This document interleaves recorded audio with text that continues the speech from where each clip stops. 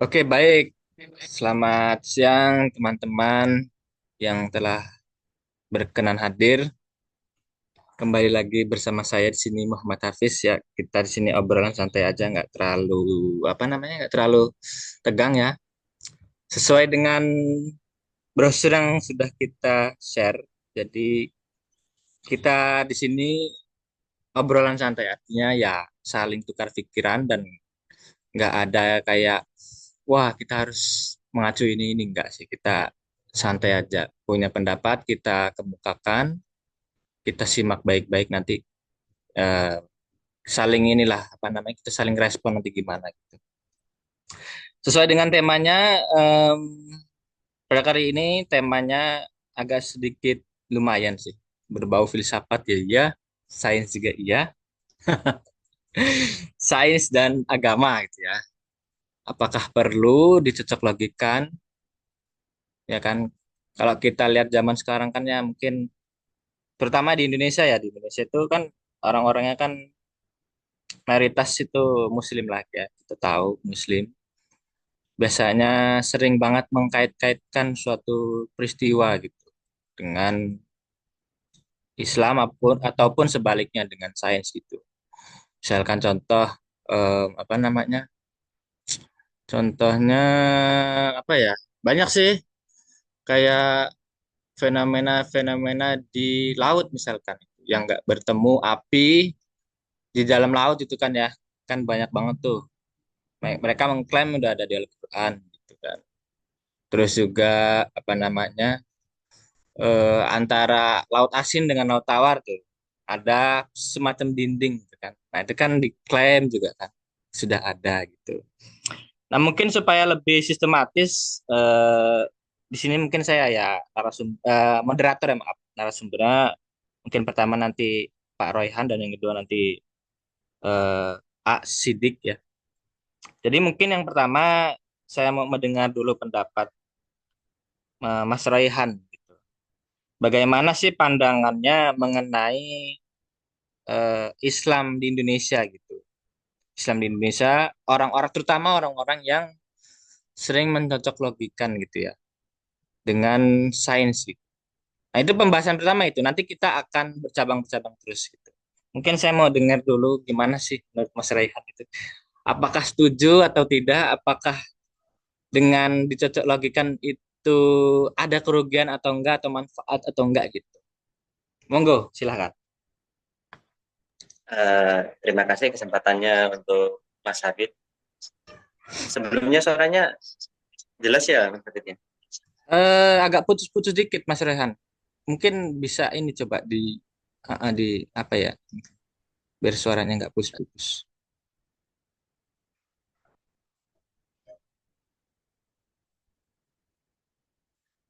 Nah, ya.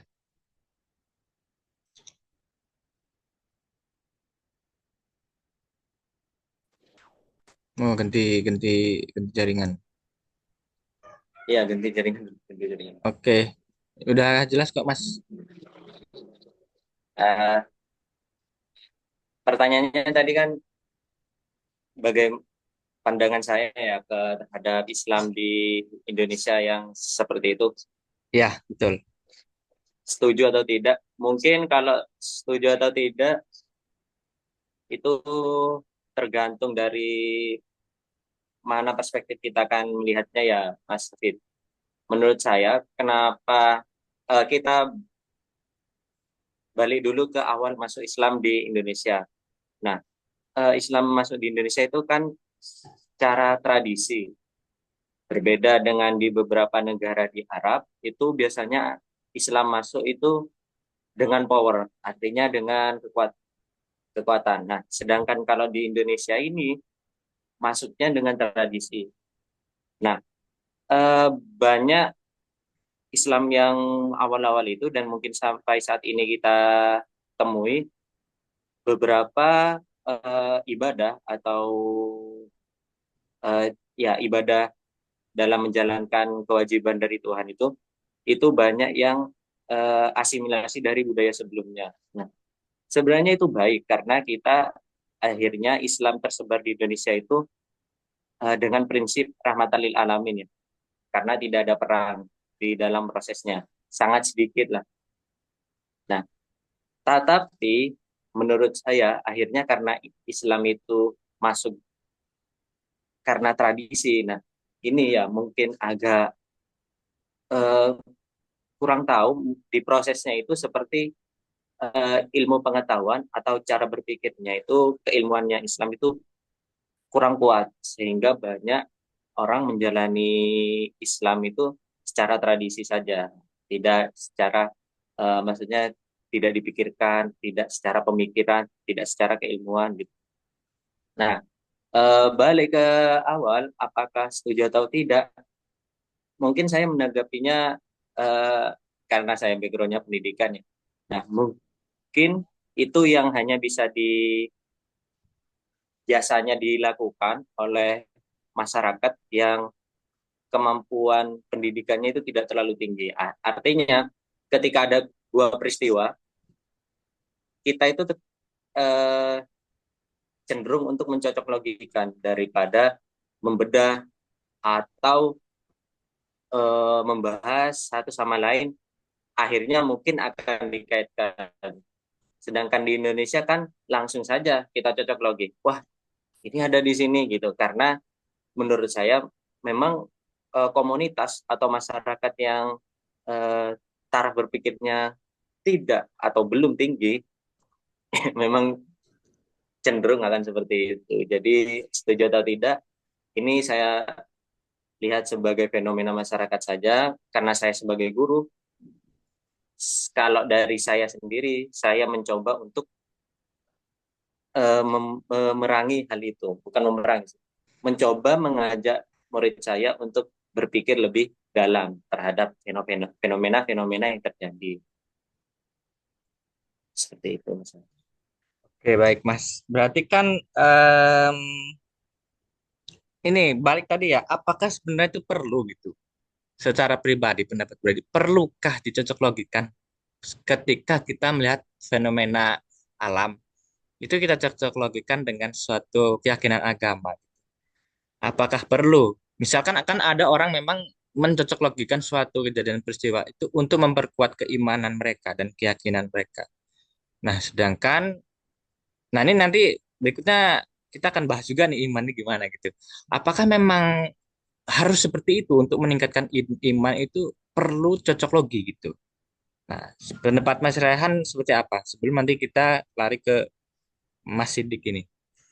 Perlukah? Eh, Mungkin ya Mas ya, untuk kondisi masyarakat yang saat ini, entah itu menambah keimanan atau tidak, sepertinya itu seperti sebuah kebanggaan saja gitu, karena kitab kita itu memuat fenomena alam yang ternyata di dunia itu ada gitu. Sedangkan kan kita tidak, karena mungkin kita tertutup atau kita juga tidak mau mencari ke kitab yang lain, kitab lain itu tidak seperti itu. Cuman mungkin ya akhirnya terlalu overpride gitu. Akhirnya ketika nanti suatu saat dibahas lebih dalam, nah kita itu tidak memiliki sebuah argumen yang cocok untuk itu mendukung itu. Padahal karena apa, kebanggaan itu menurut saya. Mm-mm. Oke, baik. Oke, mungkin berikutnya bisa ke Mas Sidik ya. Pertanyaan sih masih sama gitu tadi dengan Mas Raihan itu ya bagaimana pandangan Mas Sidik sendiri terkait cocok logi agama dengan sains. Dan yang kedua, apakah perlu untuk mencocok logikan antara sains dengan agama atau keyakinan? Ya, entah itu motifnya meningkatkan iman ataupun yang lain, atau apakah perlu? Silahkan. Oke, terima kasih banyak sudah diundang. Sebenarnya ini tidak saya rencanakan ya, karena Iya, saya kira saya nggak libur hari ini, ternyata libur. betul banget. Oke, sebelumnya terima kasih juga kepada Bang Hafiz sama siapa Bang Royhan gitu. Sebetulnya tidak ada hal yang menarik dari diri saya gitu, untuk sedikit perkenalan ya. Tapi saya mengagumi filsafat gitu dari ilmu pengetahuan dan dari segi pemikiran yang saya ikuti adalah pemikiran-pemikiran bisa dibilang orang-orang neo ateis gitu seperti Richard Dawkins, terus siapa Christopher Hitchens, betul. Sam Harris, terus Daniel Dennett gitu. Dan banyak juga para filosof alam seperti mulai dari David Hume dan lain sebagainya. Dan ini adalah problem yang cukup menarik untuk dibahas ya. Dan sedikit banyaknya akan sangat berkaitan satu sama lain antara bagaimana ilmu pengetahuan itu seharusnya kita pelihara gitu, bagaimana cara kita beragama. Problemnya kita dihadapkan pada sains sebagai sebuah kekuatan besar lain gitu di samping agama yang juga bisa menjelaskan sesuatu dengan cara yang sangat baik gitu. Mm, Sains menjelaskan sesuatu yang apa adanya. betul. Di sisi lain, agama kita gitu memiliki tuntutan dan memiliki peran juga untuk mengetahui. Tetapi sialnya kita hidup di lingkungan yang menganut sistem berpikir bahwa yang benar adalah siapapun yang berkuasa. Dengan kata lain, yang dianggap benar itu berdasarkan otoritas. Otoritas siapa? Otoritas guru, otoritas ulama, otoritas ahli gitu dalam tanda petik. Dalam dunia agama ini adalah hal yang bisa kita wajarkan gitu. Yang mana ya kita ikut Habib Anu aja, kita ikut ulama Anu siapa gitu. Ini bisa saja gitu. Tapi dalam dunia sains tidak ada yang namanya ahli. Betul. Sorry, tidak ada yang namanya otoritas. Yang ada cuma pakar dan ahli gitu. Betul. Dan artinya siapapun yang ingin mengetahui sains diizinkan dan bahkan eh, kalau kita punya hipotesis sendiri dan punya teori sendiri yang bisa membuktikan bahwa evolusinya Darwin salah, ya tidak apa-apa, dibantah saja gitu. Tetapi itu pun juga yang membuat sains menjadi kuat karena ketidakmampuannya sendiri gitu. Sains berusaha menapaki apa ya anak tangga yang lebih tinggi selanjutnya gitu. Dari sebelumnya dia yang nggak ngerti fenomena langit tertentu gitu dan oke lah kita temukan sedikit demi sedikit misalkan dan juga kita tahu bahwa dalam sains itu banyak banyak sekali teori-teori yang terbukti salah Mm, banyak sekali hipotesis-hipotesis yang kemudian ditinggalkan dan tidak dipakai lagi betul. seperti misalnya pemikirannya siapa Freud Sigmund Freud yang menganggap bahwa manusia digerakkan oleh ketidaksadaran dan ternyata itu salah gitu Mm, pendekatan Freud tidak bisa dipakai dalam psikologi modern saat ini. Artinya, sains juga terpaksa dalam kemajuannya juga mengubur teori-teori lama, pemikiran-pemikiran lama yang sudah tidak bisa digunakan. Sedangkan agama sendiri sebagai sebuah eh, katakanlah ya aturan yang mengharuskan kita patuh terhadap aturan-aturan itu. Dan memang berbicara mengenai agama tidak bisa kita jelaskan secara definitif. Karena istilah agama sendiri bisa jadi hanya merujuk pada satu atau dua konteks agama tertentu. Dan satu sama lain bisa jadi tidak kompatibel. Misalnya dengan orang itu, orientasi keagamaan mereka bukan kepatuhan dan ketaatan hukum seperti orang Islam. Di orang Hindu sendiri misalnya, atau di umat Buddha, di umat Kristen, mereka nggak bakal ditanya apa hukumnya mukbang gitu, apa hukumnya balap balap merpati misalkan, balap burung dara gitu. Mereka nggak pernah ditanyakan hal-hal seperti itu gitu. Dan di Islam itu eh, apa ya ada kecenderungan kepatuhan seperti itu. Dan juga jika kita oh ya dan sialnya jika kita ingin menggunakan satu pendekatan kitab suci tertentu untuk menjelaskan fenomena alam, maka fenomenanya akan pengetahuan kita, pemahaman kita mengenai alam semesta akan sangat terbatas sekali. mm, Sedangkan sains sendiri membahas sesuatu hal yang material. Misalnya, jika kita pengen gunakan kitab suci tertentu, misalnya untuk menjelaskan alam, bahwa dalam beberapa kitab suci menjelaskan alam semesta terjadi dalam 6 hari, gitu. mm. Atau dalam hal apapun lah. Jadinya itu juga kita nggak bisa pakai pendekatan seperti itu. Mungkin bisa kita yakini gitu lewat interpretasi-interpretasi yang lain. Tetapi jika kita mengambil pendekatan yang tekstual, kita akan sangat terbatas sekali dalam melihat dunia dan kita tidak bisa memahami hal lain lagi gitu. Dan ada semacam apa ya, hal yang menjadi potensi terbesar dalam menghambat orang Islam mencapai ilmu pengetahuan, yakni bahwa mereka mengusulkan harus adanya satu jawaban untuk menutup setiap pertanyaan, Hmm. untuk menjawab setiap pertanyaan. Jawabannya adalah ya cuma Tuhan yang tahu gitu.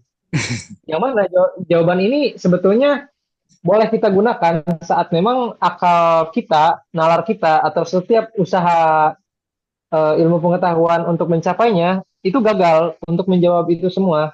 Tetapi ketika jawaban ini kita gunakan pertama-tama, maka tidak ada hal apapun yang kita ketahui lagi. Artinya sebagai orang, sebagai masyarakat yang pengen sains maju, cara berpikir seperti itu sudah tidak bisa digunakan begitu. Dan juga problemnya adalah ketika kita gunakan cocok logi sains terhadap agama, hal yang buruk adalah kita akan cherry picking sekali. Kita akan memilih-memilih Hmm. mana saja temuan sains yang mendukung kepercayaan kita. Sedangkan dalam Quran sekali, saya sebut merek aja lah ya, dalam Quran sekalipun, itu ada ayat yang menyebut bahwa air mani itu berasal dari tulang dada gitu, tulang sulbi dalam surat At-Tariq. Sedangkan kita tahu sendiri bahwa air mani itu diproduksi lewat testis. Ini kan keliru gitu. Kita mau ambil interpretasi seperti apa, Hmm. dan juga temuan-temuan sains yang lain misalnya Big Bang gitu atau air laut yang terpisah gitu atau ada api di bawah air laut itu ditemukan sama orang kafir bukan sama orang Islam, sains modern barat sekarang gitu. Hmm. Dan itu pasti malakamanya gitu ketika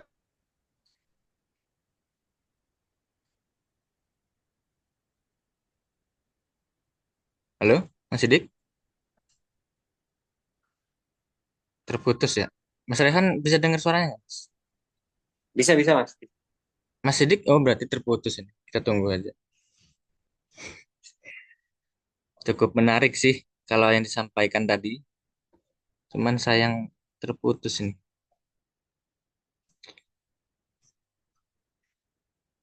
Halo Mas Sidik, apakah terdengar suara kami di sini?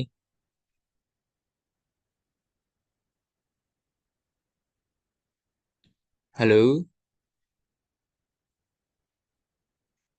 Keluar dia. Oke, baik. Halo, Sidik, Mas Sidik, Bang Sidik. halo halo Ya, sorry. ah, lanjut, Bang.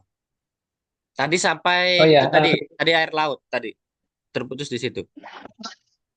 ya, eh, kalau misalkan kita mau pakai pendekatan agama untuk menjelaskan sains gitu, maka ya kita mendiskreditkan juga teks agama gitu. Kita mendiskreditkan kitab suci yang kita anggap wahyu ilahi gitu. Masa wahyu ilahi salah gitu kan?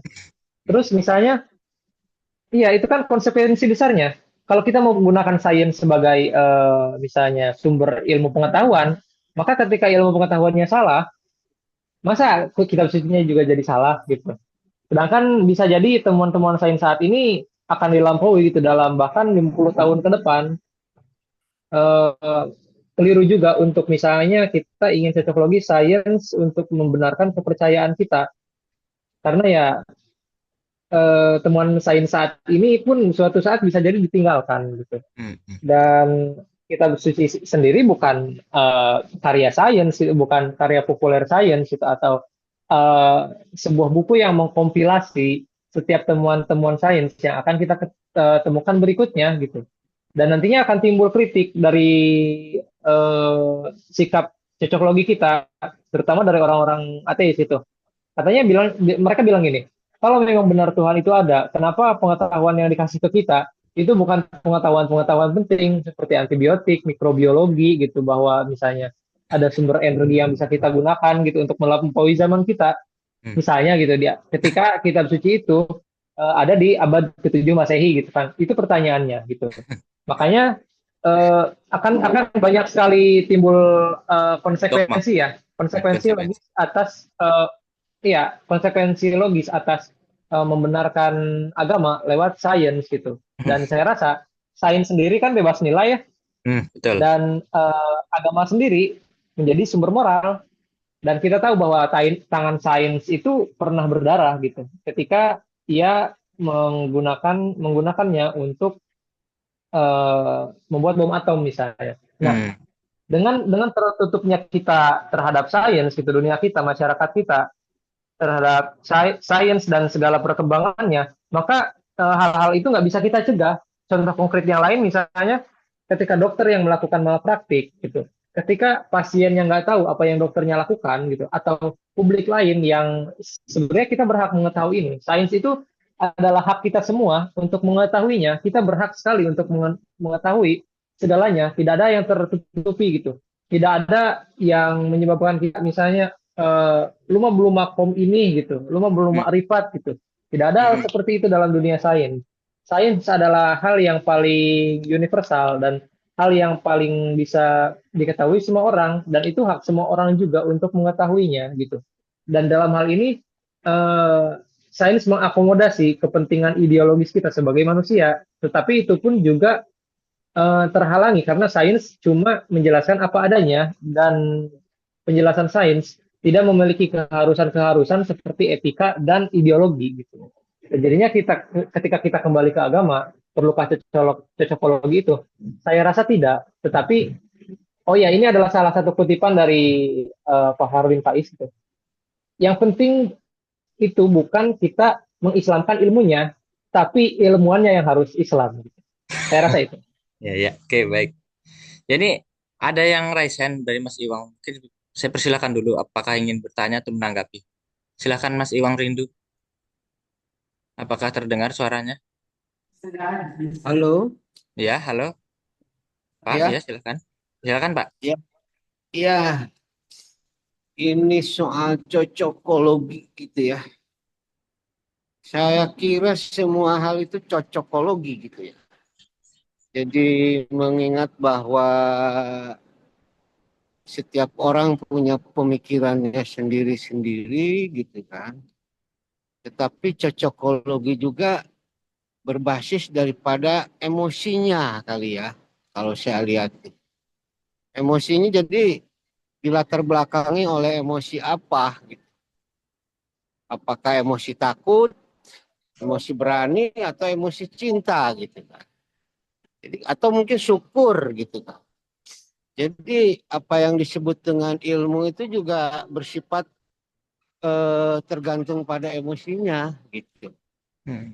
Ada orang berilmu tapi kemudian dalam perspektif emosi yang rendah tetap aja mungkin pemikirannya akan lebih mencerminkan kepentingan pribadinya gitu. Demikian mungkin masukan sedikit.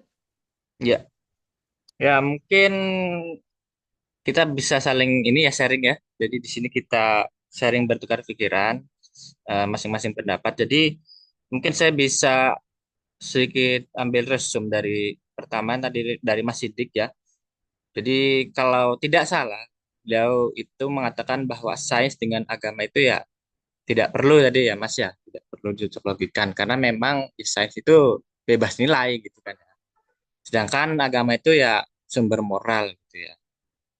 Dari Pak Iwang sendiri tadi mengatakan bahwa semua cocokologi itu semua tergantung dari emosional kita menanggapi. Nah, ini menarik nih, Bang. Eh, ya monggo mungkin di sini ada yang mau saling menanggapi silahkan.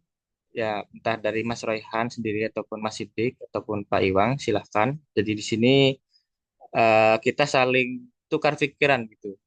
Sebenarnya ya sesuai tema ya apakah perlu gitu cocoklogikan dan kalaupun perlu itu untuk apa gitu, ya kan, untuk apa kalau kita menggunakan pendapatnya Mas Sidik tadi ya kalau ternyata misalkan yang dicocoklogikan itu iya waktu itu saat misalkan waktu itu benar misalkan ya misalkan waktu itu teori sains itu memang sesuai dengan cocok logi kita tapi kan kita tidak tahu 1 tahun atau puluhan tahun berikutnya bisa jadi berubah gitu. Nah apakah nanti misalkan dia mencocok logikan itu untuk meningkatkan iman, kira-kira suatu saat ternyata sains itu berubah gitu kan, apakah iman dia bakal pudar atau enggak gitu kan ya. Nah itu sebenarnya sih di situ sih persoalannya. Eh, kan kalau kita lihat juga, terutama di Indonesia ini ya, mungkin kawan-kawan itu masih banyak ya perdebatan ini sebenarnya, apakah perlu atau tidak gitu. Ada yang memang antara sains dengan keyakinan sendiri itu ya tidak perlu dicocok logikan karena itu memang dua hal yang arahnya berbeda gitu. Sedangkan ada yang lain juga itu tetap punya ada jalan, tetap saja ada jalan cocok loginya gitu. Sedikit cerita ya, saya ingin menceritakan bahwa saya pernah baca buku itu karya guru saya sendiri. Dia memang lulusan SMA, tapi dia sangat jago dalam membuat tulisan-tulisan ilmiah di fisika gitu. Jadi beliau itu membuat beberapa buku yang membuktikan seperti perjalanan Nabi Isa itu kan, perjalanan maaf Nabi Muhammad yang kemana ke langit itu ya, yang ingin menerima wahyu untuk sholat itu. Nah, beliau itu membuat formulasi secara matematisnya gitu. Nah, memang di dalam bukunya itu ketika ada cocok logis satu yang tidak sesuai, itu dia akan menggunakan ayat lain, akan mentafsirkan versi lain. Itu yang saya lihat ya. Jadi misalkan tafsir saat yang dia yakini ini, misalkan dengan sains yang sekarang itu sesuai, ya kan? Itu dia tidak akan ganti. Tapi misalkan nanti ternyata misalkan di teori ditemukan teori relativitas itu kan sudah mengubah teori sebelumnya seperti Newton ya. Nah, itu dia menggunakan apa namanya? Tafsir lain untuk mencocok logikan apa teori relativitas ini gitu. Nah, jadi kan artinya tidak selesai-selesai gitu. Nah, mungkin dari teman-teman sendiri itu bagaimana sih sebenarnya untuk kita mengatasi inilah apa namanya ujung dari persoalan ini gitu. Ya mungkin dari siapa dulu nih? Kita sharing santai aja ya. Gak usah, nggak formal, tenang saja. Ya, Berbahasa boleh santai. saya tambahkan, Mas. Boleh, boleh, boleh, Pak. Silakan, Pak. Ini menarik gitu ya. Jadi memang kalau kita melihat bahwa seluruh dipahami oleh orang atau yang mungkin memiliki otoritas itu ternyata berbeda-beda keunikan itu. Nah, disinilah apakah kita akan memiliki ada kebingungan atau tidak. Sebetulnya sebagian besar orang itu tidak mengalami kebingungan, tetapi dia mengambil satu posisi tertentu terhadap realitas itu atau fakta keragaman itu yang sesuai dengan fungsi dia sehari-hari, kehidupan sehari-harinya dia. Gitu. Nah, itulah yang kemudian kita melihat bahwa ya apapun itu keragaman, tetap itu mencerminkan ekspresi dari manusia sesuai dengan tingkat kesadaran dirinya, gitu kan. Jadi ada satu fenomena tapi dipahami dengan banyak fenomena. Nah, kalau kemudian satu ayat kemudian dipahami, lalu kemudian dengan ayat lain atau yang tadi disebutkan itu dipahami dengan ayat yang berbeda, gitu kan. Itu adalah salah satu pilihan yang mungkin pada waktu itu dia mendapatkan satu inspirasinya demikian. Tapi pada sisi yang lain pada waktu yang berbeda bisa juga berubah gitu. Jadi saya melihatnya sebagai sesuatu yang dinamis, bukan sesuatu yang tetap ya. Anda misalkan berpikir tentang A itu Z atau A itu sama dengan satu hari ini, besok juga akan berubah gitu. Tetapi sebagian orang yang memang memutlakan, mengabsolutkan, menstatiskan saat pandangannya sebagai sesuatu yang benar saat itu atau untuk keseluruhan waktu, nah dia akan mengalami kebingungan tersendiri karena akan terjadi penyimpangan, anomali ya, anomali bahkan keruntuhan daripada apa yang diyakini dipegangnya erat-erat. Nah kalau sudah demikian kan akan terjadi manusia itu jadi gila. Gitu. Apa yang dibuatnya seakan-akan benar, tetapi dalam faktanya kemudian dia menemukan sesuatu yang bertentangan. Nah ini akan terjadi kebingungan. Nah oleh itu karena itu kebingungan itu akan memperluas cakrawala kesadarannya dia. Semakin bingung sebetulnya potensial untuk semakin cerdas atau semakin luas wawasan atau cara berpikirnya. Demikian Mas. Ya, baik. Terima kasih, Pak. Mungkin teman-teman ada yang menanggapi mungkin dari Mas Rehan mungkin ya, bagaimana eh, pandangan lainnya mungkin Mas dari hasil diskusi kita ini, ataukah memang eh, masih punya pemikiran yang sama atau bagaimana? Eh, saya sangat suka dengan pemikiran dari Mas apa, Mas Sidik ini ya, sangat atraktif gitu. Karena jujur saja kalau di lingkungan pertemanan saya mungkin sangat sedikit yang eh, punya literasi yang sekaya dengan Mas Sidik ya.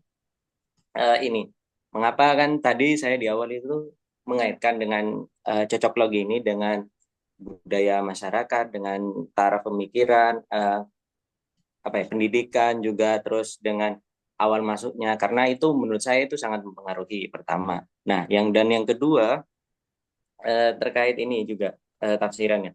Kita harus sadar ya, pertama ya Mas Hafid ya.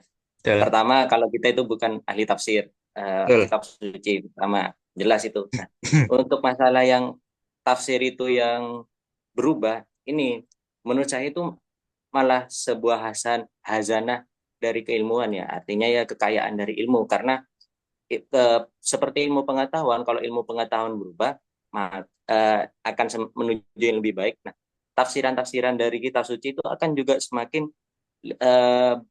lebih kaya juga, dan akan semakin eh, lebih baik. Contohnya gini, saya pakai pendapat atau sesuatu yang disampaikan oleh Kiai Haji Bahauddin ya, terkait itu tafsiran dari Al-Quran Al-Alaq ayat 2, halakul insana min alaq. Nah, alaq itu kan di ayat tersebut itu diartikan sebagai segumpal darah ya. Artinya Tuhan menciptakan manusia itu dari segumpal darah. Nah, itu merupakan salah satu yang mungkin kurang relevan dengan sains, karena dari segumpal darah. Nah, sedangkan pada perkembangannya juga ternyata hal tersebut itu, jika kita pahami sebagai orang awam saja, darah itu sebenarnya artinya kalau dari bahasa Arab itu bukan bukan alak ya, tapi damam. Nah, itu artinya darah. Nah, sedangkan kalau alak sendiri itu sesuatu yang menggantung ya.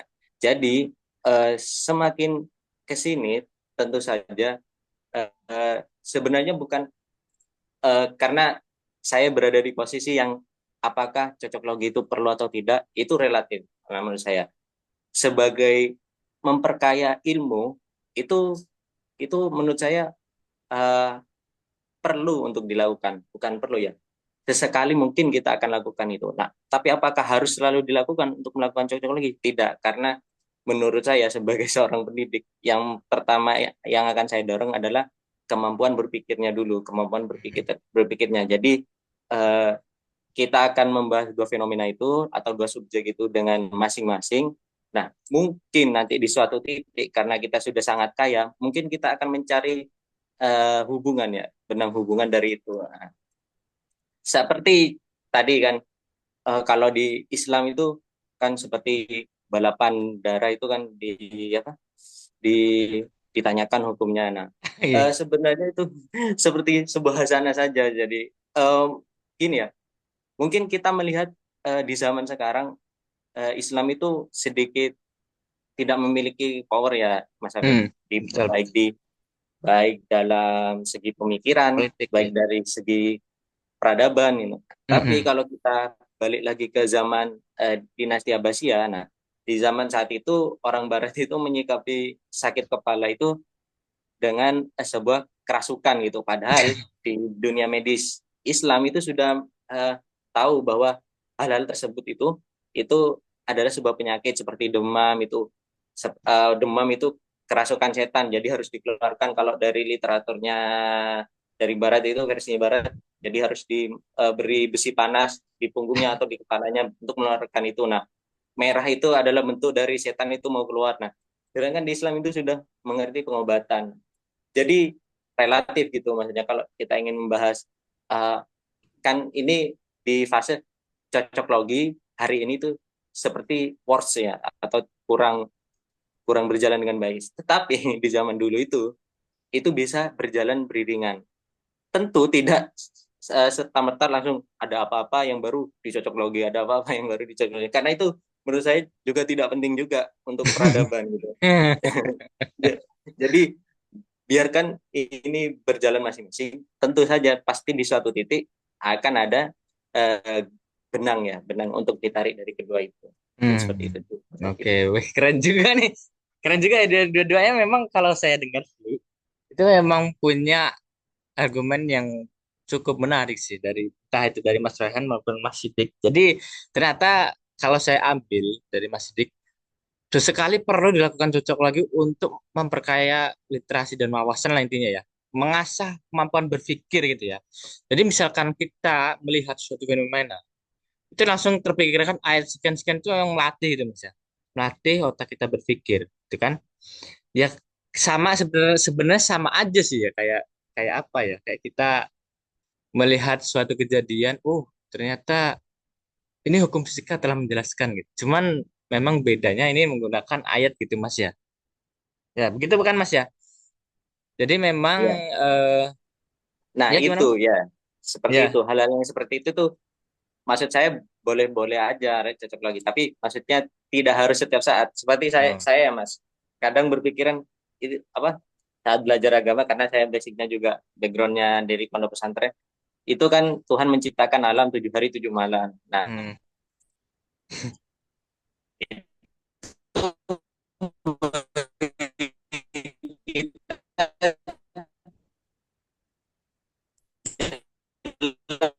Halo? Sinyal ya? Halo? Rehan? Saya putus. Halo? apalagi dengan Halo Mas Rehan? halo halo Mas Hafiz. Iya Putus-putus, ya. Mas. Iya terputus Mas. Terputus. Oh, bentar bentar. Ya. Kalau mau off cam nggak apa-apa Mas santai. Jadi yang penting itu adalah isinya. Sudah Sudah, apa sudah balik, Mas? sudah balik balik balik. Iya lanjut Mas lanjut. Tadi kan seperti yang disinggung dari Mas Hafid ya, seperti kita saat belajar gitu fenomena alam ini ternyata kok ada sepertinya ayatnya di Al-Qur'an. Nah, cocok-cocok logis seperti itu tuh yang menurut saya akan memperkaya hazanah ya Hmm. keilmuan kita. Nah, eh, ini Mas, seperti kan saya backgroundnya kan di agama cukup anu ya, maksudnya pernah mondok. Nah, ketika kita bahas seperti Tuhan menciptakan alam itu 7 hari 7 malam. Hmm. Dalam teori sains kan penciptaan dari alam semesta ini kan berjuta-juta tahun. Betul. Tapi di sisi lain kita sudah sampai di teori bahwa waktu itu relatif gitu. Nah, bagi Mm-mm. absolute being kira-kira 7 hari 7 malam itu apakah akan sama dengan kita kan? Seperti itu gitu. Nah, Iya. mungkin perkembangannya kita akan mencari tahu 7 hari 7 malam yang absolute being itu maksud itu selama apa gitu. Nah, itu. Hmm. Jadi menurut saya ya saya relax saja gitu. Kalau maksudnya apakah makanya saya akan menjatuhi apakah cocok lagi ini cocok apakah ini penting itu relatif ya. Relatif. Tergantung. Tapi yang saya tekankan itu adalah cara berpikir karena menurut saya komunitas Indonesia ini siswa terutama ya, itu cara berpikirnya masih menengah ke bawah mayoritas. Betul betul banget. Nah, jadi menurut saya belum sampai pada fase ini dan akhirnya walaupun ada cocok lagi itu ya yang salah gitu seperti itu. Cocok logi yang salah lah ya intinya mereka Ya, cocok logi itu yang memang untuk merugikan mungkin ya. iya. Bukan kelasnya seperti kita. Iya. Kalau pakar itu kan cocok logi tetap walaupun bahasanya cocok logi tapi kan itu lebih ke bedah ya bedah ilmiah. Nah, tapi kalau Mm-mm. di kelas bawah itu ya mungkin memang seperti tidak penting kita untuk tahu gitu. Tapi apa tidak ini Mas? Apakah cocok logi ini cenderung untuk apa ya menggiring orang agar lebih fanatik gitu kan? Karena soalnya begini Mas, setahu saya orang-orang yang memang menggunakan cocok logi untuk kepentingan yang merugikan itu biasanya dari memang yang fanatik untuk menjustis yang di luar keyakinan dia. Contohnya terutama saling serang-serangan keyakinan agama ya, misalkan nih, Iya, di Islam apa namanya, bumi itu bulat, di Al-Quran sudah ada bahwa bumi itu seperti telur unta, sedangkan agama sebelah itu mengatakan apa bumi itu seperti koin yang datar gitu. Nah itu kan apa ya, saya lihat ini justru malah manfaatnya justru kebalik gitu ya, ini malah menimbulkan polemik ya kan, jadi adu domba gitu Mas, gitu yang kita lihat itu. Yang kita lihat ini mungkin ya masyarakat Indonesia itu masih terlalu jauh untuk belajar ke arah situ gitu Mas, karena entah mana yang salah saya tidak tahu, mungkin Mas ini bisa tahu fanatik itu sebenarnya dari mana, kenapa itu, apakah itu memang budaya agamawan atau itu ciri khas bangsa Indonesia gitu, fanatik itu. Karena yang namanya fanatik itu ya dari versi saya itu sangat tidak baik, karena mungkin Mas Raihan mungkin dia pakai kunut, saya tidak. Misalkan kalau saya fanatik saya bisa menjatuhkan hukum dia kalau dia kafir gitu, karena tidak sesuai. Tapi orang-orang yang tidak fanatik dia akan legowo, oh yang namanya pemikiran orang itu beda-beda, ulama pun manusia pasti punya cara menafsirkan beda-beda gitu Mas ya. Tapi orang yang fanatik itu enggak gitu, bagi mereka ya udah otoritas itu ya harga mati, kalau tidak di luar otoritas yang dia yakini kamu tuh beda dan layak saya hukumin, entah itu kafir atau bid'ah gitu ya. Oke, berikutnya Mas Sidik lah, nanggepin gimana Mas? Yang pertanyaan saya tadi itu sebenarnya fanatik itu dari mana asalnya, dan apakah ini dari kebudayaan kita bangsa Indonesia ataukah dari memang hasil dari keyakinan itu sendiri Mas yang menyebabkan fanatik? Silakan. Oke. Pertanyaan yang cukup sulit gitu. Pertama, hal yang ingin saya bahas pertama adalah pertanyaannya Pak siapa tadi, Pak Rindu ya kalau nggak salah. Iya silakan. Dari Kalau Pak Rindu tadi bilang nggak apa-apa. eh, apa sih yang melatar belakangi gitu. Dan memang benar gitu. Mm-mm. Jangan-jangan gitu kita harus mewaspadai juga bahwa kita mencocokologi ini kita tuh pengen yakin gitu, bukan kita pengen tahu. Sedangkan Mm-mm. sains dan agama punya punya dua modus berpikir berbeda gitu. Sains sendiri ingin mengetahui, sementara agama gitu atau keberagaman kita, cara beragama kita itu ingin yakin gitu, ingin percaya, ingin tahu dan ingin percaya kan beda gitu. Mm-mm. Misalkan saya ingin hari ini hujan gitu. Mm-mm. Sedangkan saya percaya bahwa hari ini, sorry, Hujan. saya tahu bahwa hari ini hujan. Sedangkan ketika kita pengen yakin gitu, saya pengen hari ini hujan, ini kan berbeda ya. Betul. Dan juga kita dihadapkan juga sama fakta bahwa manusia ini bukan makhluk yang rasional-rasional amat gitu. Manusia adalah makhluk biologis yang dirancang untuk bisa mempertahankan kehidupan selama mungkin gitu. Mm. Dan bisa jadi akal akal kita gitu di apa ya, kalau kata Imam Ghazali ya, saya lupa di kitabnya yang mana, tapi Imam Ghazali itu bilang eh, akal itu sebetulnya adalah eh, tuan yang jelek tapi pelayan yang baik gitu.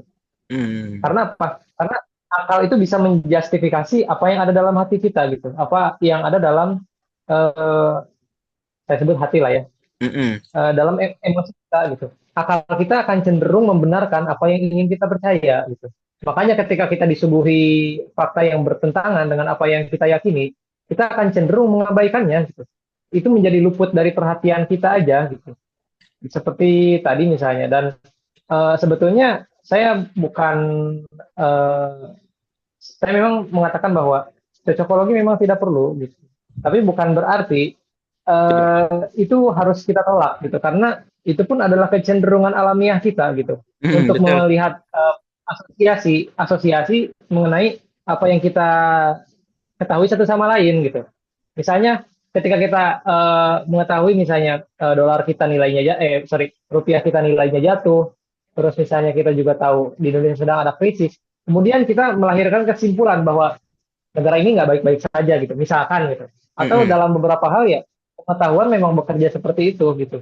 Kita akan melihat asosiasi-asosiasi dan hubungan-hubungan sebetulnya.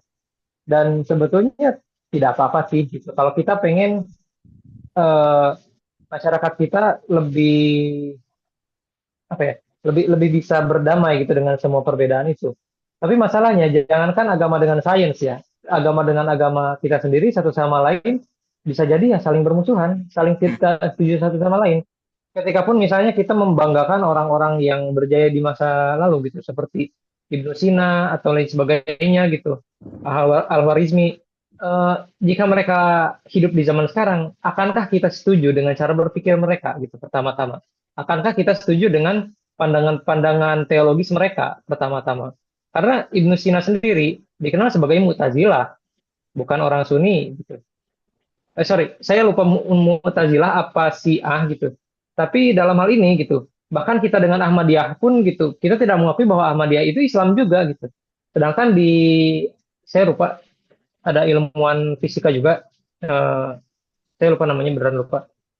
Tapi dia adalah ilmuwan fisika yang dia ngakunya orang Islam, tapi dia Ahmadiyah. Otomatis kan dia nggak diakui ya sebagai orang Islam yang bagian dari kita gitu. Dan Betul. akankah kita juga setuju dengan pandangan-pandangan seperti itu?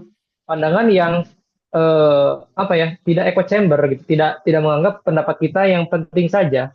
Dan terutama kita akan selalu menemukan ketidaksetujuan bahkan dalam internal agama gitu. Apalagi misalkan dengan sains yang bisa disebut itu lompat pagar. Oh iya benar. Misalkan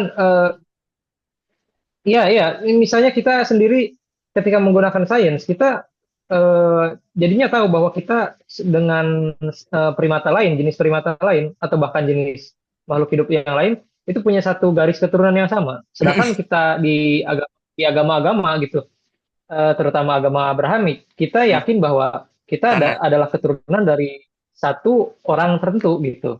Dan ini kan perbedaan ya. Dan Nggak jauh. masalahnya kita siap nggak menginterpretasikan Adam ini sebagai apa gitu. Bisa jadi kita memahami Adam sendiri sebagai sosok manusia yang mulai berkesadaran gitu. Bisa jadi ya kita menggunakan interpretasi gitu. Kita pakai jenis filsafat lain untuk bisa mencocokologi. Misalnya keberadaan Adam ini sebetulnya bukan keberadaan manusia yang apa ya, yang historis gitu. Hmm. Misalnya kan sulit ya. Saya sendiri berusaha mengatasi perbedaan antara misalnya, oke, Adam misalkan entitas manusia juga seperti kita gitu. Tapi misalkan lahir pertanyaan baru gitu. Bagaimana dengan manusia purba gitu? Bagaimana dengan Homo erectus? Bagaimana dengan Homo neanderthal gitu? Apakah mereka non keturunan Adam gitu? Dan pertanyaan-pertanyaan ini akan selalu Bermunculan. perlu kita jawab gitu. Dalam usaha misalkan kita ingin memahami agama gitu dengan cara yang sumbernya literal gitu. Kita pakai pendekatan orang-orang literal dalam memahami agama gitu. Seperti itu. Oh ya, jangankan misalnya menerima evolusi deh. Ada satu ustadz juga yang sudah meninggal gitu, rahimahullah. Beliau bilang bahwa orang yang percaya bahwa hujan dari udara panas itu dari penguapan itu orang Masya kafir gitu, dan itu adalah Allah itu ya. usaha orang kafir agar kita lupa sama Tuhan gitu. Saya jadi pikir, kalian pengen gitu masyarakat yang dekat dengan sains gitu, tapi eh, cara pemahamannya kok seperti ini gitu. Kenapa sih gitu? Apakah dengan misalnya kita percaya bahwa sorry, kita ingin percaya bahwa Tuhan menjadikan segalanya terjadi gitu, atau penyebab semuanya terjadi, kan tidak seperti pandangan manusiawi kita ya, yang misalnya kenapa meja ada gitu, oh kita buat gitu misalkan, atau ya seperti itulah. Jadi gimana ya, akan lahir juga gitu perdebatan mengenai Tuhan itu seperti apa gitu. Konsekuensinya memang panjang gitu, dari contoh cocokologi ini. Itu sih yang saya lihat. Saya nggak berusaha ngasih keharusan tertentu ya bahwa harus cocokologi atau harus tidak cocokologi gitu. Yang ingin saya tekankan di sini adalah ada konsekuensi antara pilihan-pilihan yang mau kita ambil atas cocokologi itu, haruskah kita inginkan atau tidak. Gitu. Itu aja sih. Oke, baik. Lanjut Mas pertanyaan tadi. Masalah fanatik. Kan kita tahu ya, kalau Oh ya, fanatik, iya, sorry, saya lupa. silakan. Sepanjang sejarah Homo sapiens gitu, kita adalah makhluk yang didesain untuk menghadapi perbedaan-perbedaan. Itu juga yang menyebabkan kita berevolusi menjadi sangat beringas gitu. Coba deh kita kumpulin manusia satu-satu. itu yang nggak kenal satu sama lain, yang tidak bekerja sama satu sama lain, itu lemah dan tidak memiliki dampak apapun. Tapi ketika manusia dikumpulkan dalam satu masa gitu, misalkan di Monas gitu, di Hari Nasional Ahok misalnya, itu menjadi kekuatan yang luar biasa sekali Betul. gitu. Itu bisa memporak-porandakan kekuatan politik tertentu gitu. Dan Mm. manusia memang seperti itu. Itu kita tidak didesain untuk bertoleransi justru. Hmm. Karena di zaman dulu ya manusia hidup dengan kelompok-kelompoknya kan gitu. Jadi kelompok satu misalkan dengan kelompok lain gitu yang misalnya jenis cara bertahan hidupnya beda gitu. Ketika sumber daya mereka habis, mereka terpaksa mengokupasi atau menyerang kelompok sosial lain gitu, desa lain. Kita serang desa lain gitu. Dan seperti itulah gitu. Itu pun juga yang kita temui bahwa Homo sapiens itu cenderung ketika ada salah satu anggota sukunya yang cacat gitu, mereka akan tinggalkan gitu. Mereka nggak bakal bawa itu ketika misalnya harus harus bermigrasi gitu. Beda dengan Neanderthal. Neanderthal mereka sangat baik sekali gitu dalam menjaga kelompoknya agar tetap hidup terus itu bahkan ketika ia tuh berbeda gitu. Dan dalam bahasa Latin gitu, orang lain, terjemahan orang lain itu sama dengan musuh loh. Ini Hmm. yang saya dapatkan. Mm-mm. Jadi misalkan yang berbeda dengan saya nih, misalkan orang kulit hitam gitu, atau orang bermata sipit gitu. Bahasa mereka gitu, istilah dari mereka adalah orang lain yang sama dengan musuh. Musuh. Bayangkan, ini adalah sebagaimana yang kita tahu, bahasa itu dibentuk oleh kebudayaan gitu, dan kebudayaan itu adalah perilaku manusia yang bertahan lama turun menurun dan dipertahankan karena untuk menjawab tantangan alam tertentu. Dan bayangkan di masa itu memang tanpa mereka melakukan itu mungkin kehidupan yang bisa kita pelihara itu jadi sangat sedikit gitu.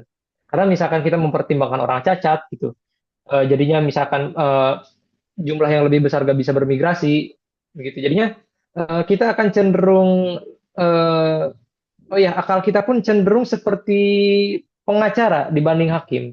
Kita nggak didesain untuk memahami kebenaran sebaik mungkin, tapi kita didesain untuk Membela. membela kepentingan mana, keyakinan mana yang membuat kita merasa aman gitu. Dan bisa jadi rasa fanatis itu kita dapat karena kita merasa tidak aman. Kita merasa tidak aman dengan kondisi kita saat ini gitu. Misalkan dari sisi agama sendiri, yaitu diserang oleh sains gitu, Mm-mm. diserang oleh sains yang sudah menjelaskan segalanya. Sedangkan dalam agama sendiri, teks-teks kunonya gitu, teks-teks yang menjadi sumber agamanya ingin berusaha menjelaskan hal yang sama juga, tetapi ia gagal. Akhirnya ia berusaha untuk membuatnya tetap relevan gitu. Dan ini adalah hal yang dikatakan oleh Guru Gembul juga. Agama itu adalah hal yang sangat dinamis, akan selalu ada dan akan selalu bertahan. Dan mekanisme pertahanan diri agama adalah berusaha menjadi tetap relevan di Mm-mm. samping dengan kompetitornya. Makanya jika kita pahami Islam sekarang gitu dengan Islam yang berbeda tempat saja itu bukan Islam yang sama gitu. Hmm. Misalkan kita lihat Islam Taliban, Islam Timur Tengah dan Islam di sini gitu, itu sangat berbeda sekali gitu. Makanya saya akan sangat berhati-hati ketika menyebut Islam karena kita akan berhadapan dengan konteks mengenai Islam yang mana di waktu kapan dan di tempat mana gitu. Dan di Islam sekarang pun orang-orang di Indonesia sekarang menganggap bahwa misalnya kerudung wajib gitu. Tapi orang-orang lihat aja gitu istri-istri kiai zaman dulu bahkan nggak pakai kerudung gitu. Iya, betul. Istrinya Gus Dur nggak pakai kerudung, ya Betul. kan? Itu Ya. adalah interpretasi dan contoh-contoh keberagamaan yang berbeda. Makanya eh, ketika dihadapkan dengan problem itu, Fakhrudin Faiz menyarankan ke saya gitu. Kalau kamu memang menganggap bahwa agama adalah ekspresi beragama, itu kamu sudah salah gitu. Kamu kamu sudah tidak akan menemukan Islam lagi gitu dan Islam akan kamu anggap tidak relevan. Tuh. Ya Mhm. seperti itulah. Iya, Sorry iya, iya. jawabannya kepanjangan ya. Saya nggak apa-apa santai, ini udah ngobrol santai, Mas. Jadi kalau saya boleh simpulkan berarti memang fanatik ini memang dari sifat sendiri sebagai seorang manusia ya tadi ya. Memang kecenderungan lah tadi Mas ya. Betul lah tidak? Cenderungan manusia itu sendiri kan, Iya, memang iya. dari dalam diri. Ya. Eh, Oh sorry saya nambahin dikit.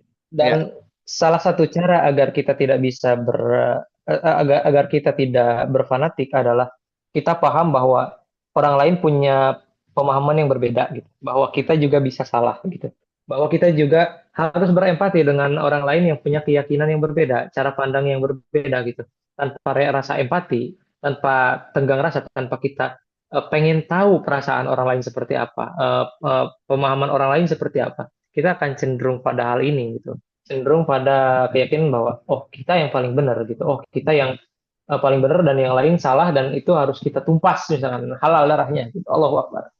Nah, Nah, saya tidak menginginkan hal itu. nah, iya itu, Mas. Jadi memang persoalannya ya, kalau saya lihat itu memang fanatik ini cukup, bagi saya ya, malah ini menurut saya cukup mengancam apa namanya, ketentraman ya, terutama ketentraman warga negara ya, kalau kita berbicara secara negara gitu.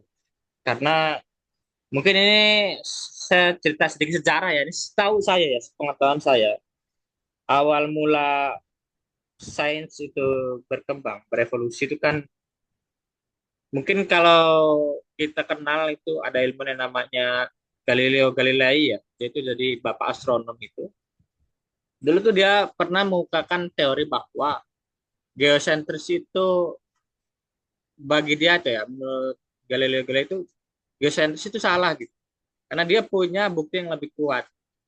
Nah, dari situ dia mengukuhkan itu, ditentanglah oleh gereja ya kan, ditentang oleh gereja sampai dia dihukum apa gitu kalau tidak salah. Dihukum seumur hidup gitu kan. Nah, itu kan kalau saya lihat ini sebuah konsekuensi sebenarnya sih.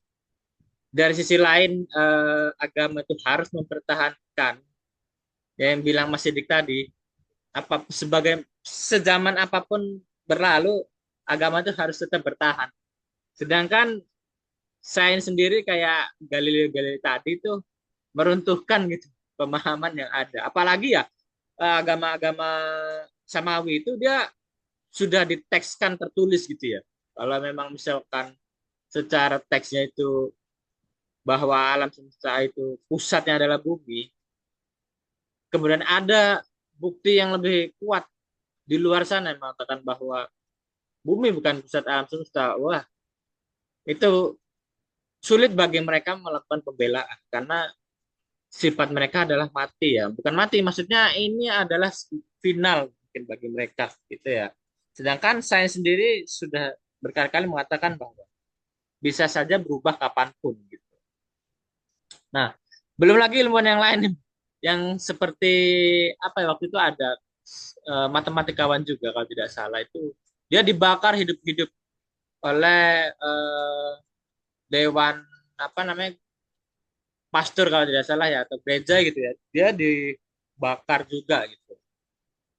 Nah, kalau saya boleh nilai, semakin jauh perkembangan sains ya, itu bagi saya itu gap antara agama dengan sains itu memang makin jauh gitu. Dan konsekuensinya gap ini, karena tadi manusia itu punya kecenderungan untuk fanatik, dan fanatik ini akan melahirkan minimal, setidaknya seminimal minimalnya ya, bagi mereka yang tidak bisa menggunakan toleransi ya, menjas gitu, itu paling minimal ya.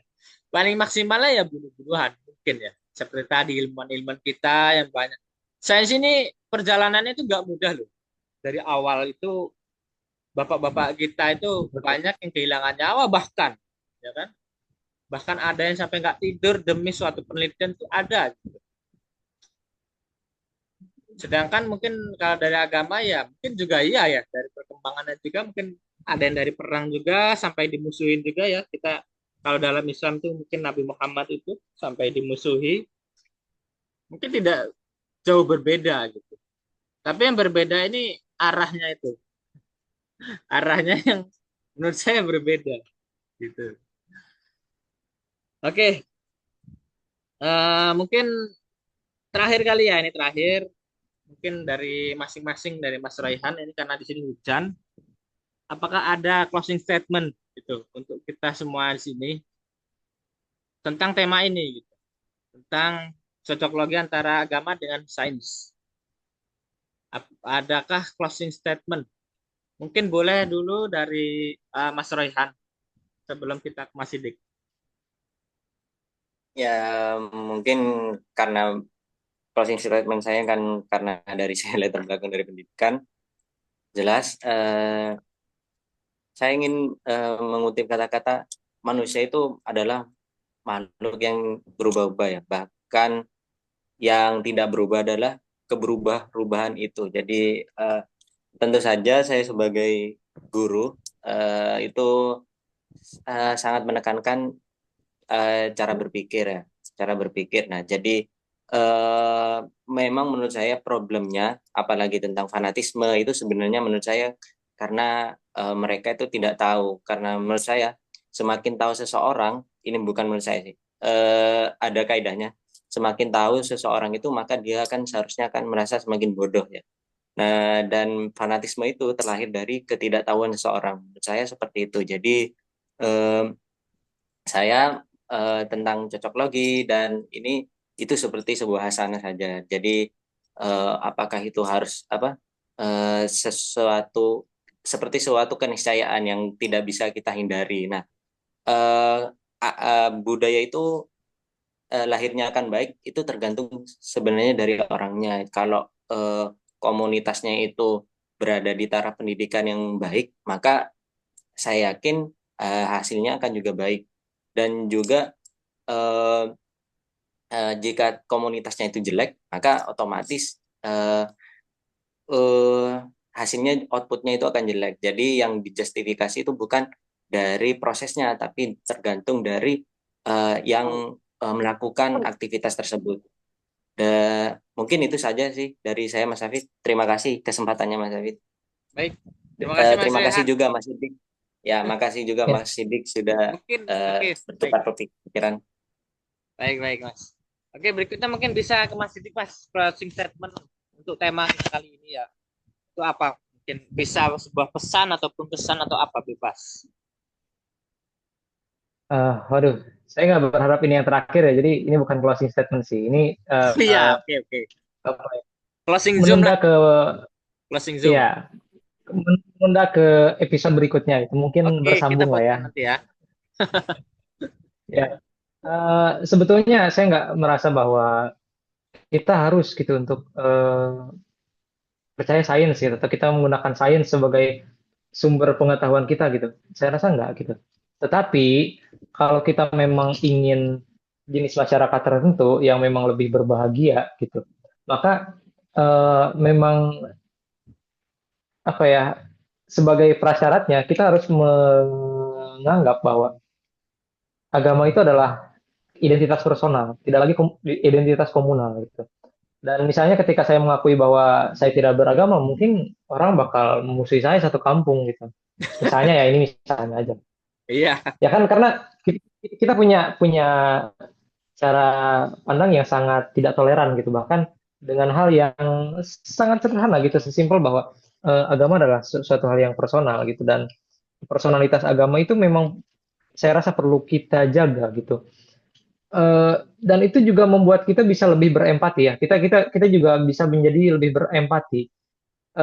Saya nggak pernah tahu bahwa di misalnya masyarakat yang lebih bahagia, misalkan ada tempat ibadah yang ketika orang-orangnya lagi ibadah itu sengaja disuruh berhenti gitu, misalkan pengajian ditutup misalnya, atau hal apapun itu, which is di Indonesia itu adalah hal yang sangat umum gitu, bahkan antar pengajian itu orang NU dengan orang Wahabi itu berantem gitu, orang orang Islam sendiri misalkan dengan orang Kristen itu mereka saling benci gitu. Kenapa gitu? Why gitu? Betul. Itu masyarakat seperti ini nggak bisa gitu hidup dengan cara berpikir yang ilmiah. Yang mana cara berpikir ilmiah itu membuat kita menyadari bahwa kita bisa salah gitu. Betul tadi kata Mas Royan bahwa kita ini bisa salah gitu. Cara berpikir yang saya rasa paling terbaik untuk mengakomodasi keduanya, entah dari sisi misalkan kita ingin tetap mempertahankan keberagamaan kita, di samping juga ada orang lain yang beragama dengan cara pandang keagamaan yang berbeda, dan ada sains yang hidup di luar pagar kita gitu. Ya, kita mau tidak mau harus mengakui bahwa kita bisa salah. Kita bisa keliru untuk memahami orang lain. Kita bisa keliru untuk meyakini, untuk mengetahui sesuatu. Gitu. Dan itu juga yang membuat kita juga lebih sadar gitu, kan hal-hal ini menjadi lebih baik gitu. Dan saya rasa kalau kita memang ingin sains tetap maju gitu, dan mungkin cara berpikir saintifik sendiri sulit ya.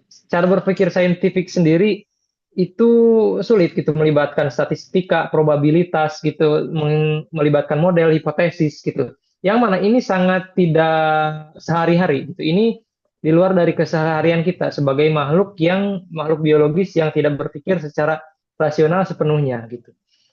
Eh, ya itu adalah salah satu contohnya, dan untuk menimbulkan masyarakat berperadaban saintifik itu butuh waktu yang sangat lama gitu, dan dalam sepanjang sejarah kita menemui orang-orang yang berusaha menggagalkannya.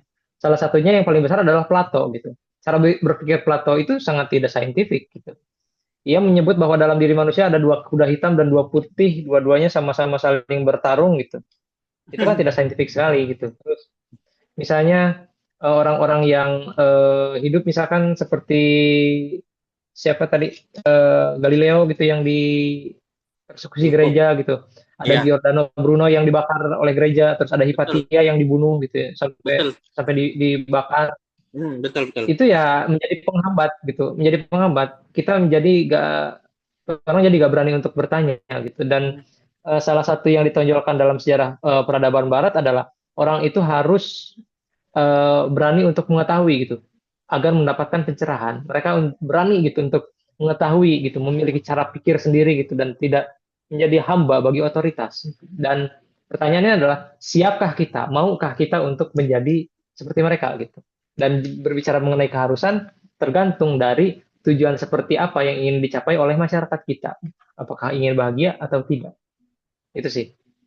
Oke, baik. Terima kasih kawan-kawan, abang-abang sekalian, Mas Oke. Royhan dan Mas Sidik, luar biasa banget kalau saya lihat ya.